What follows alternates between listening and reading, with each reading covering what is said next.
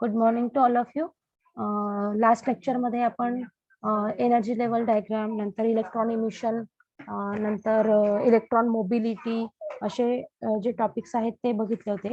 आता मी थोडंसं रिपिटेशन करणार आहे एनर्जी लेवल डायग्राम आणि इलेक्ट्रॉन इमिशन जो टॉपिक आहे त्याचा, आणि त्यानंतर आपण आजचा जो ऍक्च्युअल टॉपिक आहे आपला त्याला स्टार्ट करूयात. ठीक आहे. सो एनर्जी लेवल डायग्राम म्हणजे काय आहे, ते याच्यामध्ये नंबर ऑफ लेवल्स असतात. नॉर्मली इलेक्ट्रॉन जो असतो, जर तुम्ही इन्सुलेटर कन्सिडर केला तर तो व्हॅलन्स बँड मध्ये असतो. तुम्ही जर कंडक्टर कन्सिडर केला तर तो कंडक्शन बँड मध्ये असतो. आणि तुम्ही जर सेमीकंडक्टर कन्सिडर केला तर तो नॉर्मल रूम टेम्परेचरला तुमचा व्हॅलन्स बँड मध्ये असेल. आणि जर तुम्ही त्याला एक्सटर्नल एनर्जी काही प्रोव्हाइड केली तर ते जे इलेक्ट्रॉन्स आहेत ते व्हॅलन्स बँड मधनं कंडक्शन बँड मध्ये जातात. सो नॉर्मली आपण ज्या वेळेस एनर्जी लेवल डायग्राम कन्सिडर करतो त्यावेळेस दोनच लेवल आपण कन्सिडर करतो, पण ऍक्च्युअली तसं नसतं. नंबर ऑफ लेवल्स असू शकतात, पण त्यातल्या दोन ज्या आहेत त्या खूप महत्वाच्या असतात. त्याच्यामध्ये असते तुमची व्हॅलन्स बँड आणि कंडक्शन बँड. एकदा तो कंडक्शन बँड मध्ये गेला की मग फ्री इलेक्ट्रॉन्स अवेलेबल होतात. ज्यावेळेस त्याला एक्सटर्नल एनर्जी मिळते त्यावेळेस तो कंडक्शन बँड मध्ये जातो. ठीक आहे. तर हे आपण थोडंसं बघितलं होतं मागच्या लेक्चरमध्ये. हा टॉपिक आपण डिटेलमध्ये बघितला होता ऍक्च्युअली, थोडासा नाही. नंतर आहे electron emission. So what is electron emission? It is defined as liberation of electrons from any surface of substance. म्हणजे इलेक्ट्रॉन्स फ्री होतात जर त्याला काही आपण एक्सटर्नल सोर्स दिला तर इलेक्ट्रॉन्स काय होतात, फ्री होतात, एस्केप होतात from surface of substance. That is called as electron emission. Electron emission is the process when electron escapes from a metal. ही एक प्रोसेस आहे ज्याच्यामध्ये इलेक्ट्रॉन काय होतो, एस्केप होतो मेटल सरफेस पासून, फ्री होतो इलेक्ट्रॉन इमिशन मध्ये. Every atom has a positively charge nuclear part and negatively charge electron around it. सगळ्यांना माहिती आहे ॲटमचं स्ट्रक्चर. जे त्याचं न्यूक्लिअर असतं त्याच्यामध्ये पॉझिटिव्हली चार्ज आयन्स असतात, त्याला आपण होल्स म्हणतो नॉर्मली. आणि जे ऑर्बिट्स असतात त्याच्यामध्ये इलेक्ट्रॉन्स जे आहेत ते रोटेट होत असतात. सो समटाइम्स दिस इलेक्ट्रॉन्स आर लूजली बाउंड. जे ऑर्बिटमध्ये जे इलेक्ट्रॉन्स आहेत, मोस्टली जे कंडक्टर्स असतात ना त्याच्यामध्ये शेवटचा जो बँड असतो त्याच्यामध्ये इलेक्ट्रॉन्स जे आहेत ते लूजली बाउंड असतात. लूजली बाउंड असतात म्हणजे काय, तर ते लवकर फ्री होऊ शकतात. As soon as they get an external source of energy they will get liberated, they will escape from the orbit. ठीक आहे. ते लवकर फ्री होतात. जे न्यूक्लियसला लूजली बाउंड असतात ते, स्ट्रॉंग बॉन्ड नसतो त्यांच्यामध्ये जो बॉन्ड असतो तो काय असतो, लूज असतो. Hence a little push or tap sets this electrons flying out of its orbit. म्हणजे काय, थोडासा जरी तुम्ही आता एखादा व्यक्ती एकदम काय म्हणतो अधांतरित बसलेला असेल एका जागेवर, मागून कोणी आली नाही त्याला थाप दिली पाठीवर तर तो धपकन पडून जाईल. ठीक आहे. विनायक सोनवणे कोण आहे, त्याला ऍडमिट करायचंय का स्टुडंट आपल्या याच्यात आहे का क्लासमध्ये? ठीक आहे.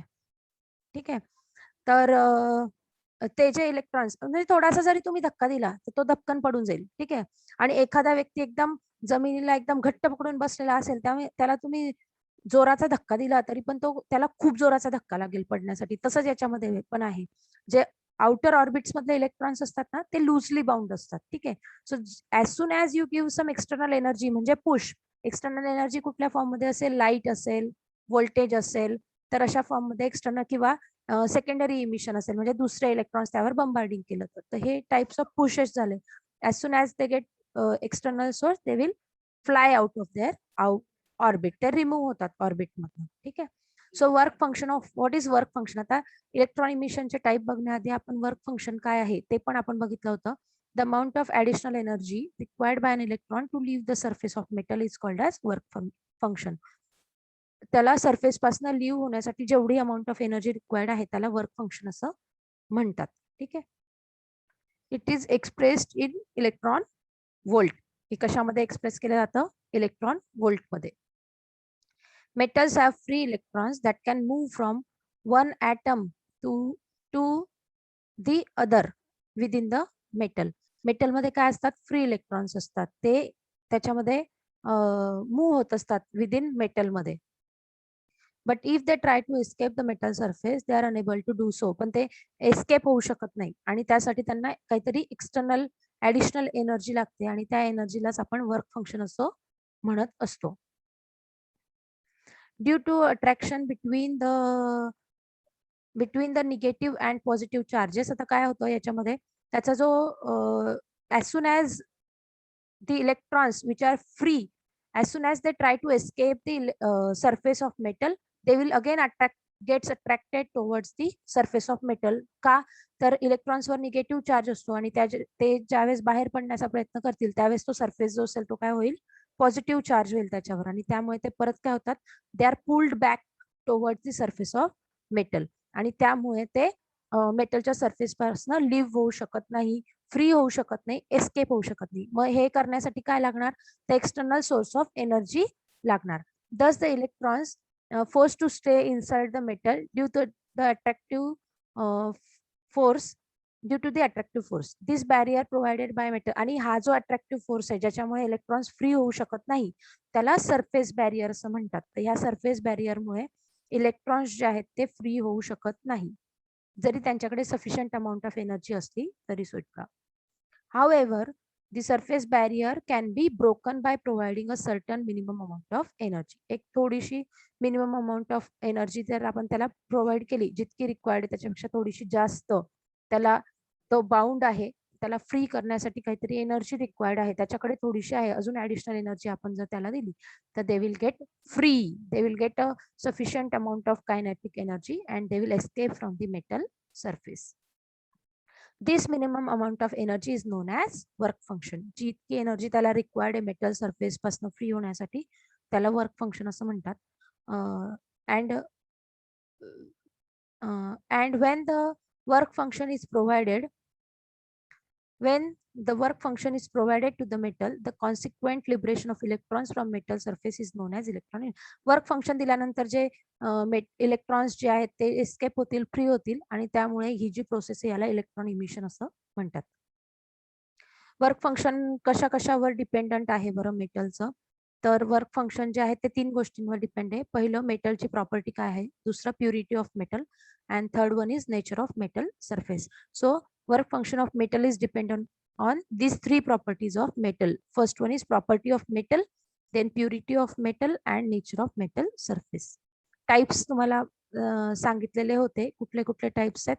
तर पहिला टाइप आहे thermionic emission, second is field emission and third is photo electric emission, sorry fourth is secondary electron emission. So thermionic name itself indicates that it is depending on the heat. So who's Vishaka Sarode? Shall I admit her in the classroom?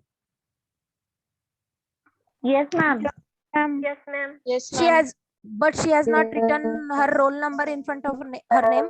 So ask her to write the roll number first and then enter the classroom. Okay, I will not admit her because she has not written her roll number in front of her name. Okay, चला. हा, तर thermionic emission नावाप्रमाणेच याच्यामध्ये thermal energy दिली जाते, त्यामुळे याला thermionic emission असं म्हटलं जातं. आता हे कशात यूज केलं जातं, तर व्हॅक्युम ट्यूब डिव्हायसेस आणि गॅस फिल्ड डिव्हायसेस मध्ये यूज होतं. कुठले मटेरियल थर्मिओनिक इमिशन यूज करून इलेक्ट्रॉन्स फ्री करतात, तर त्यातलं आहे tungsten, metallic oxide of barium and tungsten. Okay, then next is your field emission. Field emission म्हणजे काय, तर ज्यावेळेस आपण त्याला एक्सटर्नल स्ट्रॉंग व्होल्टेज किंवा इलेक्ट्रिक फील्ड देऊ, इलेक्ट्रिक फील्ड मध्ये काय असतं, व्होल्टेज असतं. ठीक आहे, तर त्यावेळेस त्याला आपण फील्ड इमिशन, त्यामुळे जे इमिशन होईल त्याला आपण फील्ड इमिशन म्हणतो. So it is used as a mercury arc rectifier and X-ray tubes मध्ये हे फील्ड इमिशन टेक्निक जे आहे ती यूज होते. नंतर जे आहे ते आहे photo electric emission because of light. as name itself indicates that photo means light, so photoelectric means due to light. So light energy मुळे जे इमिशन होतं त्याला फोटो इलेक्ट्रिक इमिशन असं म्हणतात. कुठे यूज होतं, टीव्ही, कॅमेरा, फोटोव्होल्टाईक सेल्स याच्यामध्ये use होतं. आणि कुठल्या मटेरियलसाठी फोटोव्होल्टाईक इमिशन यूज करतात, तर ते आहे sodium, potassium, caesium and rubidium.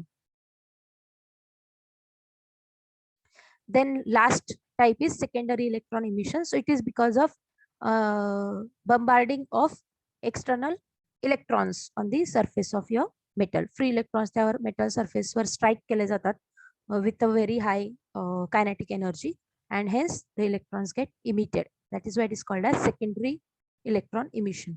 कुठे यूज होतं? CRT मध्ये, इलेक्ट्रॉन मल्टीप्लायर ट्यूब्स मध्ये यूज होतं. आजचा जो टॉपिक आहे तो आता आपण सुरू करूयात. इथपर्यंत रिव्हिजन होती. So effect of temperature on electrical conductivity of metal. काय इफेक्ट होतो इलेक्ट्रिकल कंडक्टिव्हिटी? आपण थोडासा हे ऑलरेडी बघितलेलं आहे की जर टेम्परेचर वाढलं तर रेझिस्टिव्हिटी डिक्रीज होते, टेम्परेचर कमी झालं तर रेझिस्टिव्हिटी इन्क्रीज होणार. याला आपण NTC टाइप म्हणतो, निगेटिव्ह टेम्परेचर कोइफिशियंट. आणि जर टेम्परेचर वाढलं रेझिस्टिव्हिटी वाढत असेल, टेम्परेचर कमी झालं रेझिस्टिव्हिटी कमी होत असेल, तर आपण त्याला पॉझिटिव्ह टेम्परेचर कोइफिशियंट म्हणतो. सो रेझिस्टिव्हिटीच्या अपोजिट टर्म आहे conductivity. It is basically, conductivity is basically inverse of resistivity. रेझिस्टिव्हिटीचा इनव्हर्स आहे. त्यामुळे इफेक्ट जो आहे तो पण एक्झॅक्टली अपोजिट याच्यामध्ये होणार. पण काय होणार आहे ते आपण बघूयात. The more effect of temperature, the more vibration in conductor molecules. जो जितका इफेक्ट असेल टेम्परेचरचा तेवढे मॉलिक्युल्स जे आहेत कंडक्टर मध्ये ते काय होतील? व्हायब्रेट होतील. This impedes the electron to flow. That is electrons get obstructions to flow smoothly through the conductor. त्याच्यामध्ये काय होतं? इलेक्ट्रॉन्स जे आहेत ते त्याला तो रेजिस्ट करतो बेसिकली, आणि त्यामुळे त्याच्यामध्ये ऑब्स्ट्रक्शन येतं to flow the electrons smoothly. Conductor मध्ये मग इलेक्ट्रॉन्स जे आहेत ते स्मूथली फ्लो होऊ शकत नाहीत. मग काय होतं? The conductivity decreases gradually with increase in temperature. आणि त्याच्यामुळे काय होतं? त्याची जी कंडक्टिव्हिटी आहे ती डिक्रीज होते due to increase in temperature. Temperature वाढलं की कंडक्टिव्हिटी काय होते? डिक्रीज होते. का? कारण जो जे टेम्परेचर आहे त्याच्यामुळे त्याला काय येतंय? ऑब्स्ट्रक्शन येतंय. आपण त्यामुळे ते फ्लो होऊ शकत नाहीत. Again the raise of temperature break some bond in conductor molecules and release some electron. याच्या जे टेम्परेचर राईज झालं तर जे बॉन्ड्स असतात कंडक्टर मॉलिक्युल्स मधले ते काय होतील? ब्रेक होतील, आणि त्यामुळे फ्री इलेक्ट्रॉन्स जे आहेत ते जनरेट होतील. These electrons are less in number. पण हे इलेक्ट्रॉन्स कसे आहेत? लेस आहेत नंबर मध्ये, म्हणजे खूप कमी असतात. So as a whole it can be said that increase in temperature opposition against drift electron increases in the current. So temperature जे आहे ते जर इन्क्रीज झालं तर ड्रिफ्ट इलेक्ट्रॉन जे आहे, sorry, increase in temperature opposition. So increase in temperature opposition जर increase झालं तर ड्रिफ्ट इलेक्ट्रॉन जे असतात ते जास्त जनरेट होतात. Number of drift electrons will be more. So increase the conductor. So in metal, conductivity is due to movement of free electrons. You know that, right? So the free electrons मुळे conductivity जी असते ती free electrons मुळे असते. When temperature increases, vibration in metal ions increases. This results in increase in resistance and of metal and hence decrease in conductivity. So याचा अर्थ काय झाला? जर तुमची टेम्परेचर वाढलं तर कंडक्टिव्हिटी काय होते? कमी होते. So basically conductivity is inversely proportional to the temperature, rise in temperature. So temperature वाढलं की कंडक्टिव्हिटी काय होणार? डिक्रीज होणार. The conductivity of pure metal decreases with increase in metal. हेच मी तुम्हाला सांगितलं आता. मेटलची कंडक्टिव्हिटी काय होते? डिक्रीज होते. ज्यावेळेस टेम्परेचर वाढतं त्यावेळेस इन्क्रीज होतं त्यावेळेस. So there is inverse relation between conductivity and resistance. The electrical conductivity of metal decreases with increase in temperature.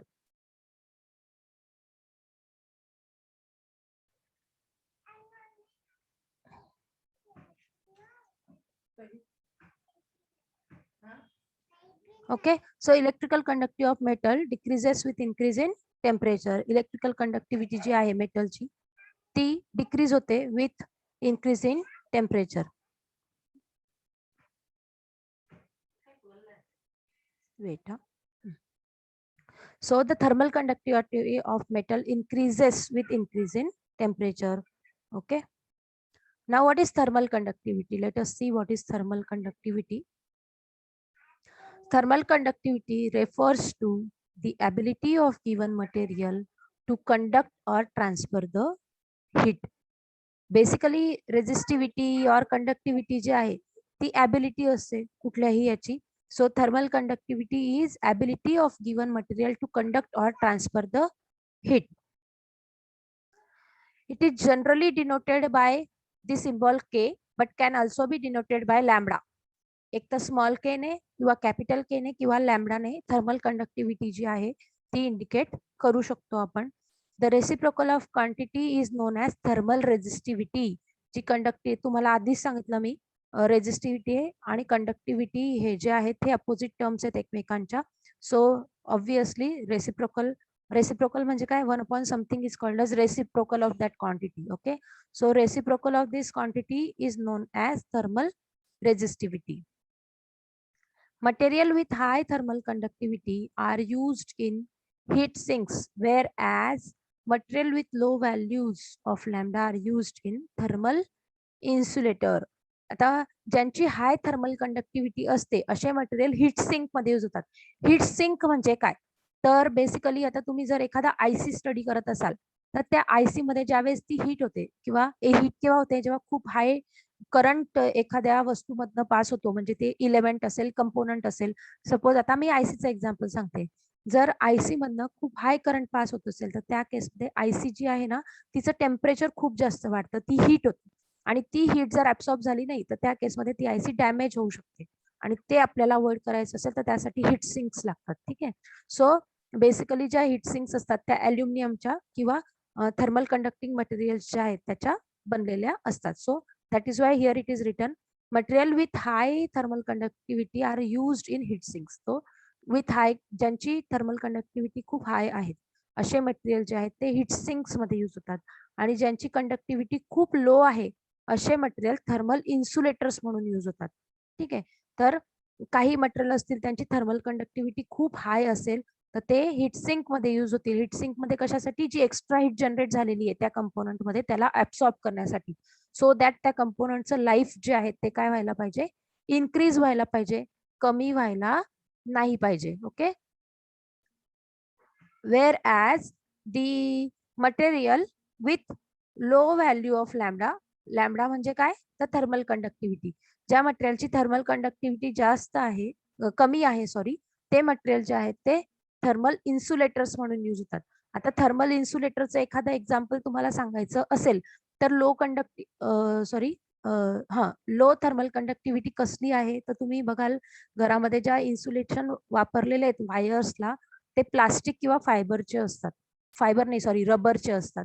तर यांची जी थर्मल कंडक्टिव्हिटी आहे ती कशी आहे, खूप लो आहे आणि त्याच्यामुळे हे जे मटेरियल्स आहेत ते थर्मल इन्सुलेटर्स म्हणून यूज होतात, जे वायरवर कोटिंग करण्यासाठी यूज होत असतात. ओके.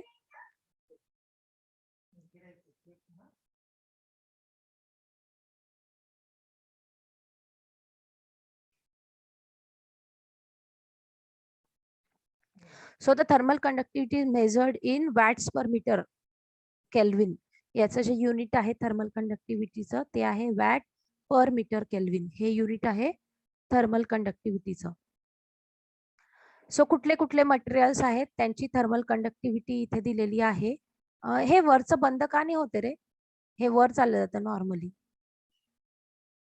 ते दिसत नाहीये त्याच्यामुळे असं झालंय. वरची जी लाईन आहे ती, ही थर्मल रेझिस्टिव्हिटी आय थिंक आणि इकडे थर्मल कंडक्टिव्हिटी आहे. ठीक आहे.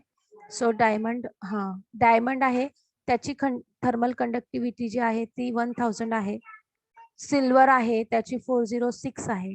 देन कॉपरची थर्मल कंडक्टिव्हिटी 385 आहे. देन गोल्डची आहे 314. ब्रासची जी आहे ती आहे 109. Then aluminium has thermal conductivity of 205. Iron 79.5. स्टीलची 50.8. सो हे जे आहेत ही थर्मल कंडक्टिव्हिटी आहे सगळ्यांची. आणि हे जे आहेत खाली बघा ग्लास,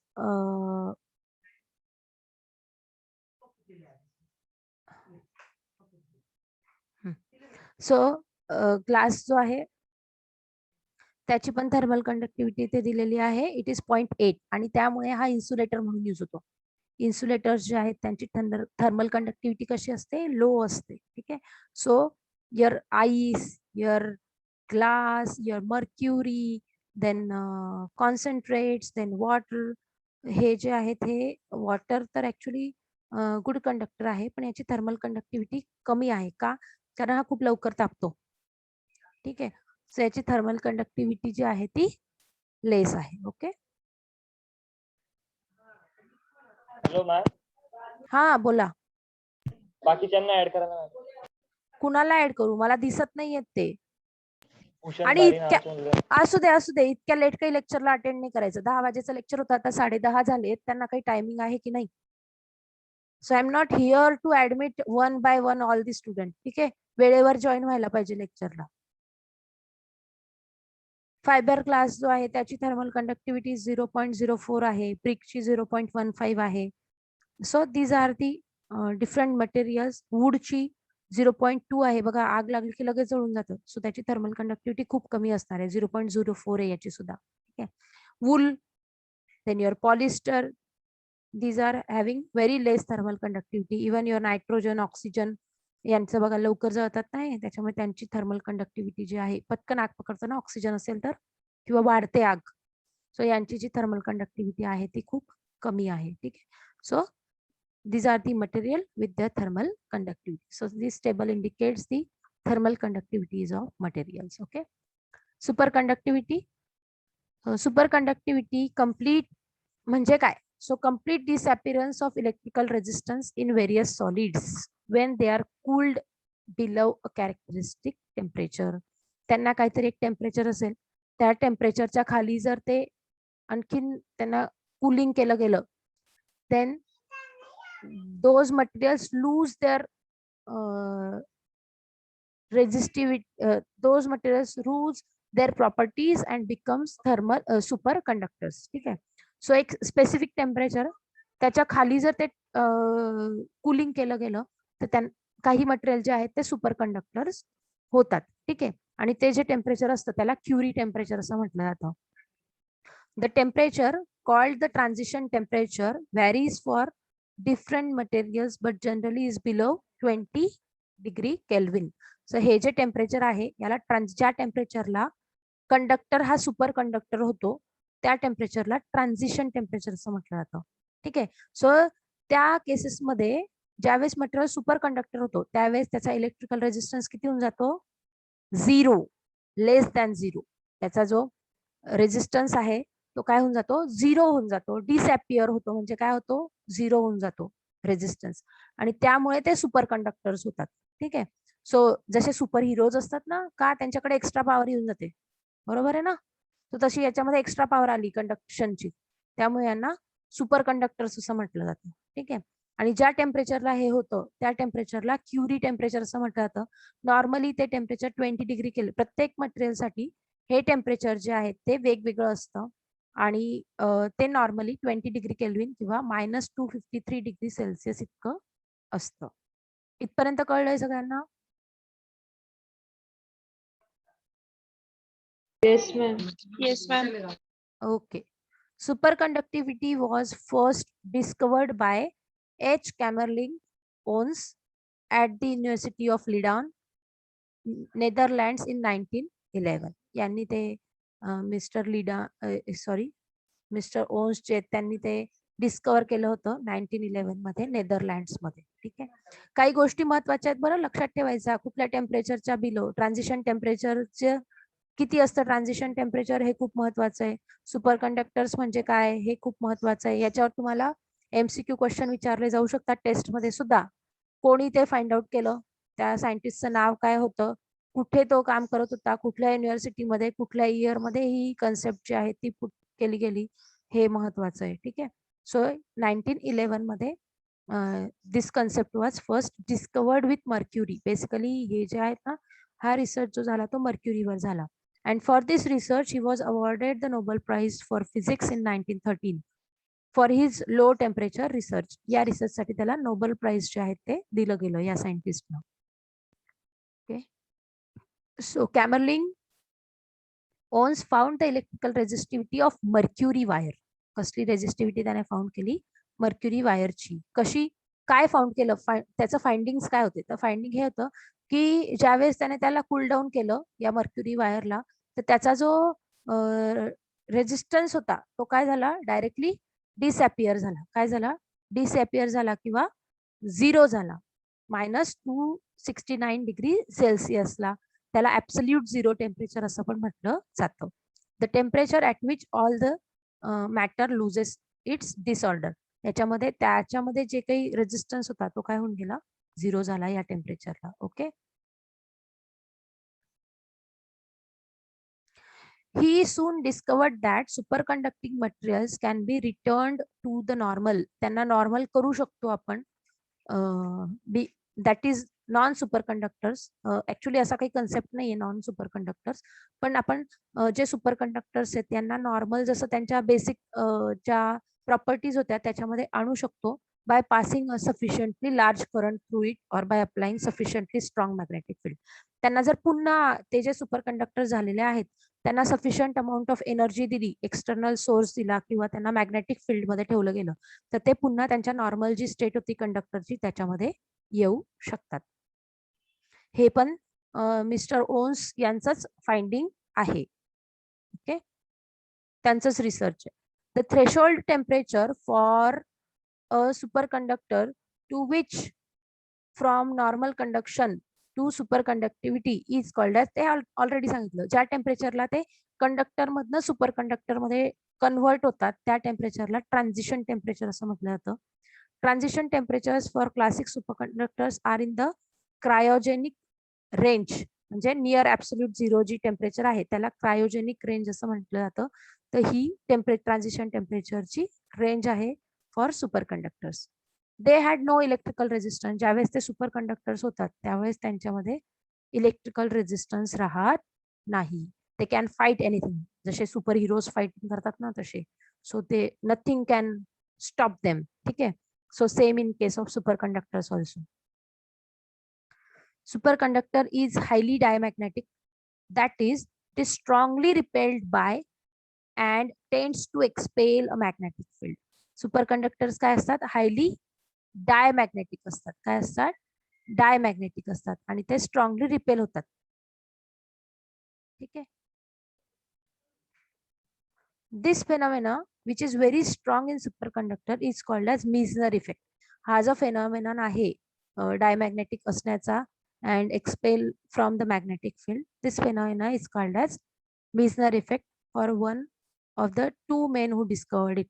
दोन जणांनी मिळून हा फेनॉमेनॉन फाइंड केला होता आणि त्यामुळे त्यातल्या एकाच्या नावावरनं याला नाव दिलं गेलं and that is called as Meissner. म्हणजे हे पण सायंटिस्टचं नाव आहे मिझनर. जसं ओहम्स लॉ, ओहमने फाइंड आउट केलं म्हणून ओहम्स लॉ, तसा ही जी कन्सेप्ट आहे ही मिझनर जे आहेत त्यांनी फाइंड आउट केली आणि त्यामुळे त्याला सुपरकंडक्टर म्हटलं जातं. ओपीओ ना म्हणून. काय काय युजेस आहेत सुपरकंडक्टरचे तर ते आपण बघूयात. मेडिकल मॅग्नेटिक इमेजिंग डिव्हाइसेस मध्ये ते यूज होतात superconductor. Magnetic energy storage system मध्ये ते यूज होतात. त्यानंतर मोटर, जनरेटर्स अँड ट्रान्सफॉर्मर्स मध्ये यूज होतात. कम्प्युटर पार्ट्स मध्ये यूज होतात superconductors. Then the superconductors can be used for measuring the magnetic field voltages or current. Why? Because they are very sensitive devices. Okay, so there the superconductors can be used. Then one of the main advantages of having the material as superconductor is they have very low power dissipation, high speed operation and high sensitivity. हे त्याचे काही advantages आहेत. तर हे काही material आहेत आणि त्यांचे क्रिटिकल ट्रान्झिशन टेम्परेचर दिलेले आहेत. त्यांचे ट्रान्झिशन टेम्परेचर दिलेले आहे. जसं अल्युमिनियमचं ट्रान्झिशन टेम्परेचर 1.20 आहे. म्हणजे या टेम्परेचरला तो डिग्री केल्विन मध्ये बरं काय याला कन्वर्ट करावं लागेल डिग्री सेल्सिअस मध्ये. सो या टेम्परेचरला तो मटेरियल जे आहे, हे जे मटेरियल आहे हे सुपरकंडक्टर होतं. जसं लीड मर्क्युरीचं आहे 4.16, निओबियमचं आहे 8.7, then titanium, uranium, zinc, cupric,